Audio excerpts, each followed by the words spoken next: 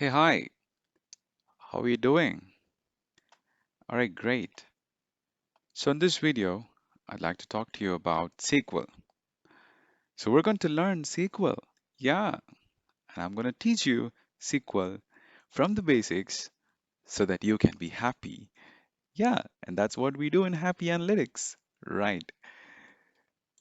First of all, this is a credit that I want to give to Jeff Halley. His name is Jeff Hall or Jeff Halley from Memorable Tech.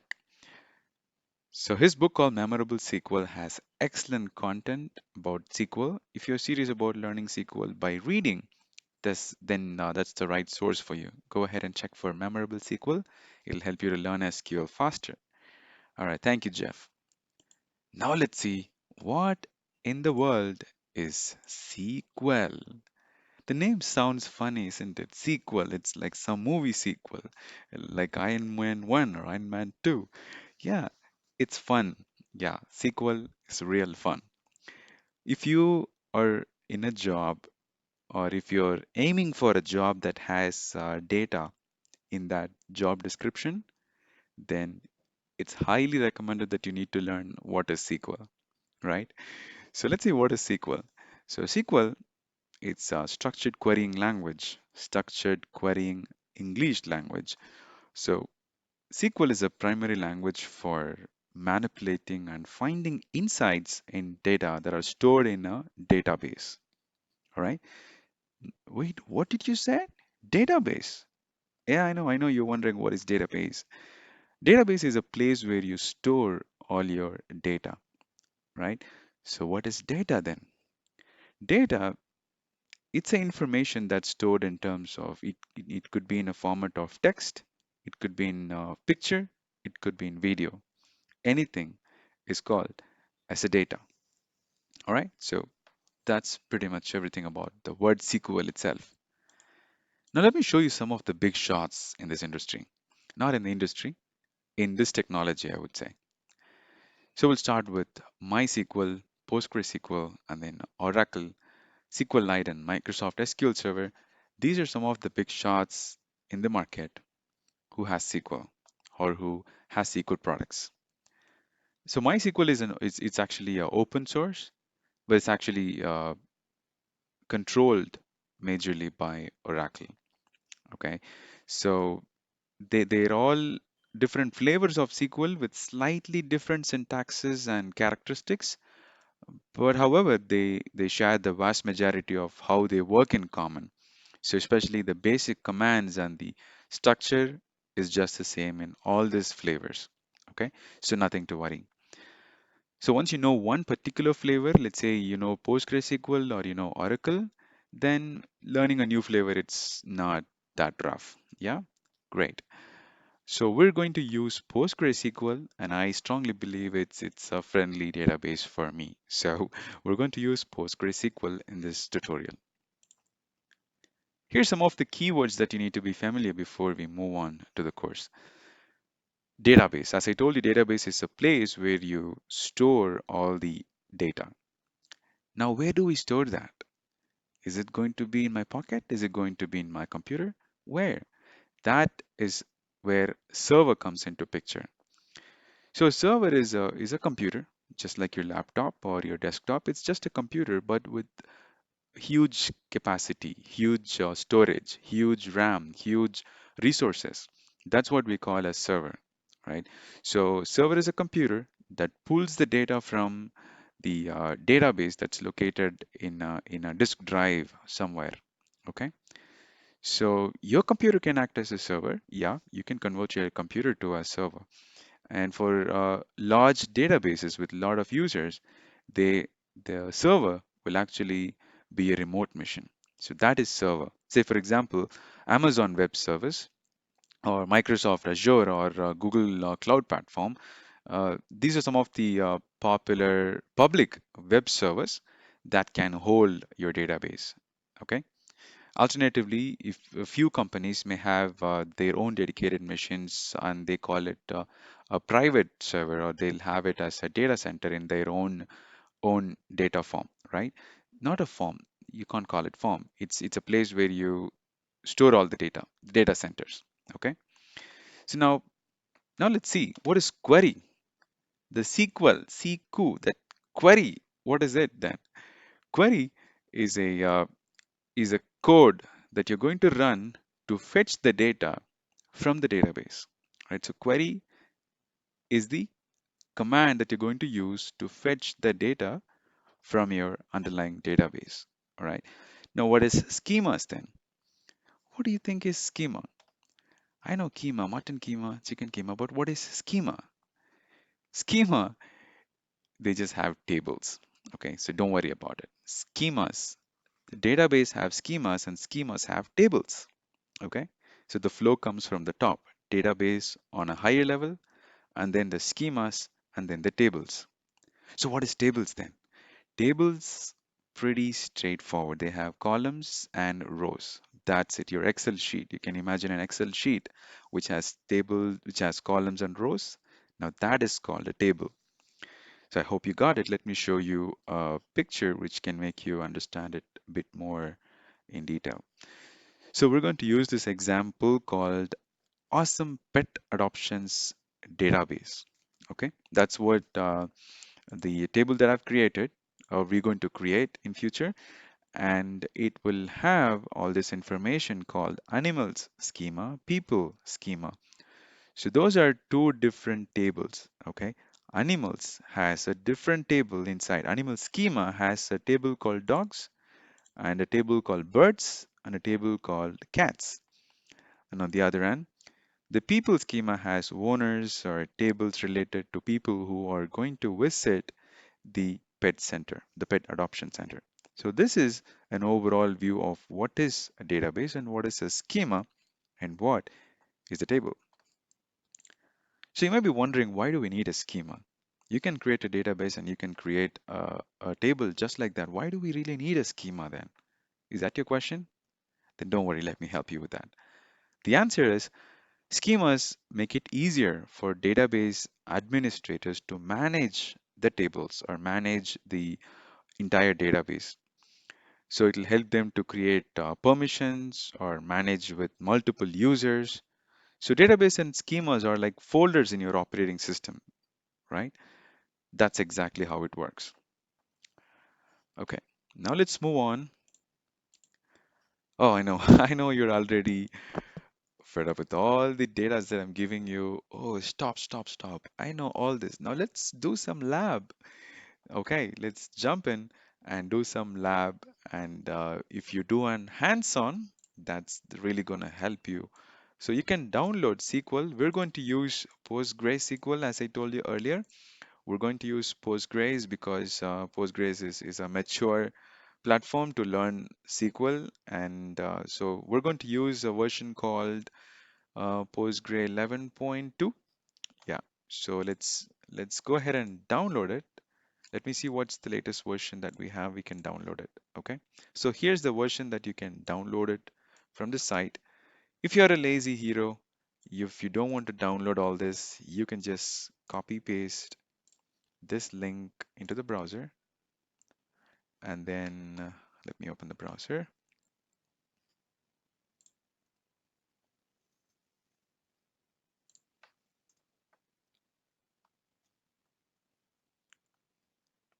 So you can just start doing it right away. You don't really need to download and install the software. So you can just do it online, right?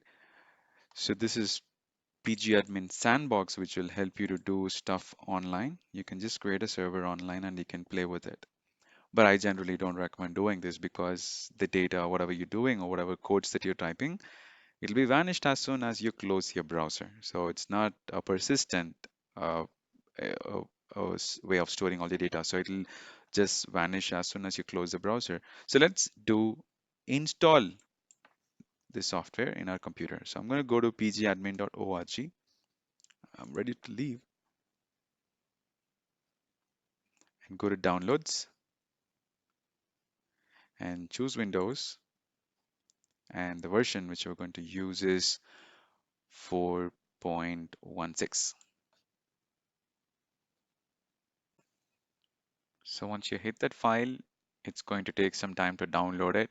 And once you have it, double click on the file and then you get a prompt like this. Go next, next, next, next, and then install the file.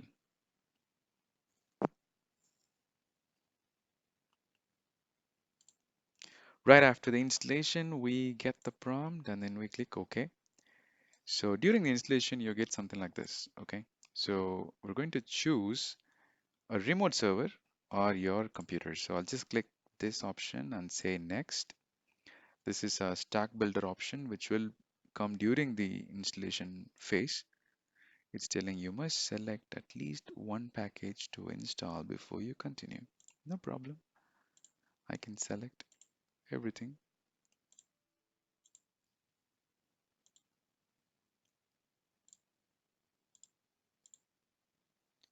We need EDB. We definitely need this PostgreSQL, and then we need PG bouncer. Do we need drivers? Yeah, I think we need 64-bit driver, and this is not required. DB tools, not required. Web development, not required. I think that should be fine. If we require, we can come back and install it again. Totally fine. So primarily we need a language pack, PG bouncer, and then the SQL, which is highly important, and then the database. And then let's go next.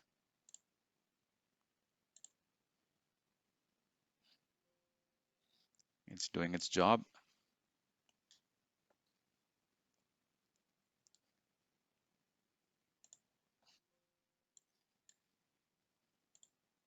Okay.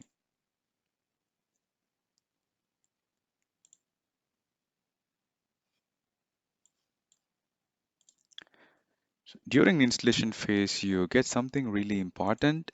That is to put a password for your Postgres SQL server. And this is highly important that you should remember the password. So I'm giving a password and hit next. And as soon as you get that one, you also get a password for your account itself. So that's a service account that you're creating.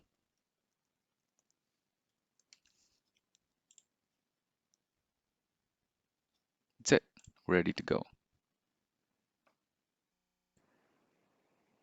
Right, so the installation is completed and I had to reboot my PC after installation and now we're back. So, yep, once it is done, you have to open your start window and then type PG and then you get the PG admin. You get this nice little Ganesha photo. I don't know why they choose elephant. Maybe he's a fan of the god, the Lord Ganesha. So it's a nice little elephant symbol and you click on that, it will take you to the browser and it'll take a minute and then you will get right here. And I got connected right away because I've put the password already. And in your case, you will be prompted, you'll be getting a small prompt to put in the password, and that's the password which we created while we installing the SQL, right? So that's why I told you it's highly important that you remember the password. So once you got that, you will also be prompted for the master database that is PostgreSQL 1.2, and then you will be getting a prompt for the password as well. So once all the password jazz is all done, you will see a nice, beautiful view of the SQL server PG admin, right? So it's so nice, right? Yeah. So now if you look at the right side, it's telling that you're currently running on 4.16. You can go to 4.17, and that's the usual marketing stuff that they're doing. That's totally fine. Now, now where do I run the query? You may be wondering, okay, I've installed it. Where should I run the query? So you just go to tools and then click on query tool. Right now, why it's not showing is I've highlighted it on the database and you have to go to run query. So you get this query editor and that's where you're going to put all the beautiful codes that you're going to write from now on. Okay, right, let's get this going. We'll start with a simple query to show what is our version of this server that we're running. Show server underscore version and then put semicolon. So here you have two ways to run a query. Okay. One, you can just click on this execute, or you can click on F5 as they already showed there. You can see refresh F5. So I'm going to try F5. It's going to execute and then it's going to tell me what's the server version, which is 12.0. So this is how you run a query from now on. Which database are you going to run? Highlight it and then choose the tool, go to query tool. Okay, great. So now let's jump forward and then we're going to uh, create a schema, right? So we're going to do a create a first database schema and then create a table and then insert rows. So as we saw already, we're going to execute or create a table for our awesome pet adoption database. All right, let's do that. Okay, what we're going to do is right click. You can go back. All right, right click here and you get an option to create a schema. So let's expand and see how does it looks in general, okay? And if you see this whole view on the left hand side is going to be you're playing with your whole database. I mean, you're going to deal in general. So on the left hand side, you see all the database view, and on the center pane, you get option to type the query, okay? So if you want to create a new database, you just have to right click here and then say, I want a database. And then let's say it's my new DB. And all you have to do is save. And if you're creating or the PG admin is doing its job, and you see the new one has this funny icon. All right, now your database is ready. Now, once you create the database, you can recall to our explanation before. Once you have the database, you have to create a schema. You got it. That's right. So you create a new schema, right click, go to schema. And this is where we're going to say our schema is called as animals because it's a pet adoption. As I told you, we're going to create animals, and then under that we'll put dogs, cats, birds, all this. And I say save. In a minute, we get an animal schema, right? So this is the schema that we told earlier. So what is a schema? Schema contains tables. So where is the table? Here we go. Here's the table, and if you expand the table, you don't get anything. Why? Because you haven't created it. Yes. So right click and then go create table. Here's where we're going to say that I want a table for all my dogs in my pet store, and I'm going to put it on animal. Okay, that's my schema. And really important here, you have to say what type of information are you going to put inside the database or inside the table itself. So that's really important. Here's where we're going to mention what type of details we're going to put.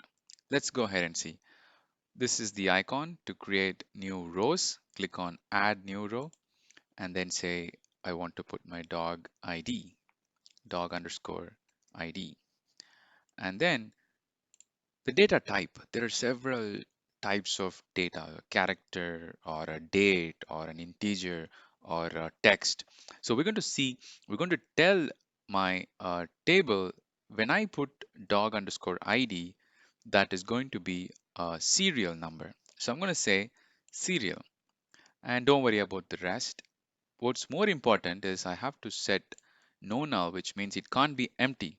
It's mandatory, and it's also going to be my primary key. But don't worry about what is primary key for now. We'll talk about that in detail. For now, just create yes for primary key and not null, which means that it should not be empty. So I'm going to create multiple other columns for my table. So I've just entered all the details that I really want in my table. As you could see, we saw dog, and then I've paused the video and I've got all my other required details. So I've got a name for the dog, which is going to come into adoption center, and then the arrival date when it's actually arrived to our center. And you see the integers or the data types are different. You see, for legs, how many legs this dog is having when it's coming to the center. And when did it came? The arrival date should be data type should be date. I can't put text here. I can't say arrival date is going to be some date or day. I want it as an exact date. So that's why I'm telling please use date. And that's how we create a breed. I want to know if it's a lab or if it's another different type of dog, right? So I also want to see the color. I'm going to say save. So as soon as you click that, you get an option here saying that the dog table is ready. Now, whatever you're doing on the GUI, right, you also can do this through the SQL query. And you can run query like how we saw show version, but it's straightforward. You can right click and create. But if you really want to do that, if you want to see how your table is created as you do it on the GUI, you can click on this SQL icon, SQL tab. It'll show you how the table is actually been created with codes. So as you could see, create table animal dot dog, which means create table is the syntax. Animal dot dog, as you got it right, it's schema dot table. So create table schema dot the table name, and then you put a bracket and then type everything whatever we saw there. It's going to be in code. So for dog ID, I want integer. For name, I want it to be text. I want the arrival date to be on date. Everything what we saw there is actually here in codes. And as you could see on the bottom constraint, it's mentioned as a primary key for dog ID. That's going to be my primary key. As I told you, primary key, you don't have to worry about that for now. We will see that down the line in more detail. Okay. And this is pretty much everything about the coding. So let's go back to the query tools. I actually like this window so I can run something and show you how it looks. So if I want to see how my table has been created, select star from animal, or I can just say dogs and hit F5, you get an error message. That's not good. You say animals dot dogs, animal dot dogs, and you say F5. Yay, it's created. It's just empty. It's plain and just ready for everything to be entered. Now let's see how do we enter the details? How do we insert the details? So let's remove this and let's insert some details into this table what we see here on the bottom. Okay. The command to insert something into a table is to start with insert into the table. Our table is animals dot dog. I think I'm writing it one more time wrong. Dogs, animal dot dogs. Yes, cool. And if you see, I can type both in capital letters or I can type in small letter. That's the beauty of SQL. It is not case sensitive. It will let you type both in capital and in small letters. That's totally fine. But there are situations where you need to put in capital letters that will see when do we do that, because if there is a table that's actually created with a capital letter, you may have to query it with a capital letter again. So we'll talk about that in the upcoming lessons. For now, let's create, let's put some values inside our table. So you see our dog underscore ID should be always a number. So I'll put number one, or I'll say number. It's a serial, so I'm starting with number one. And next you have a text. Just remember this, whenever you put text or whenever you put date, it's highly important that you need to put quotes. And that's exactly how it works. Let's say my first dog is called Ramu, and I'm going to insert a date. I'm going to add him to the club or adoption club on 2020, and it's January 21. And I'll say arrival date is done. Now arrival weight. So this is important. So this is a numeric value. So if it's integer, you can only put 1, 2, 3, 4, 5. As you know, integer doesn't have floating point numbers, but when it comes to numeric, you can put numbers with a dot. So I'll say it's 10.3 kg for now. And then I have how many legs my dog has. So let's say my dog has only 3 legs. Yeah. And then what's the breed? What's the uh, type of breed? I would say it's a lab. Do you like lab? Yeah, I do like lab. They're so nice, isn't it? And now the color. Let's say it's a brown color lab. Why can't it be a blue color lab? Imagine a blue color lab. How sweet. Yeah. So let's quickly put in the other details. I'm going to slowly type each and every column. Let's say like 10 columns. I'll put it right now. So I've entered all my dog's details here. And be very careful. In the end, you're finishing the whole insertion command with the semicolon. And that's when SQL understands, okay, this guy is done putting all the details. So once this is all done, I'll go ahead and execute. And then we got a successful query telling that the query written successful and the time that it took to execute the command. And we're good that we're finally able to create some database with all the animals. Now let's go ahead and see how does our table looks like. Before we saw it only showed an empty box.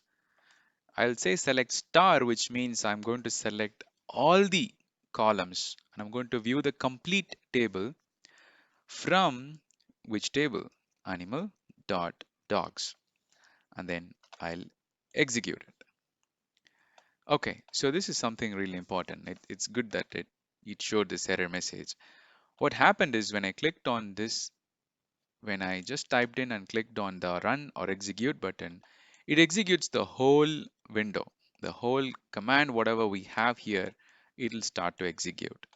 So to avoid that, you can select that particular code which you want to execute, and then you hit the run button. Now you get an output successfully, right? So this is how you run the codes.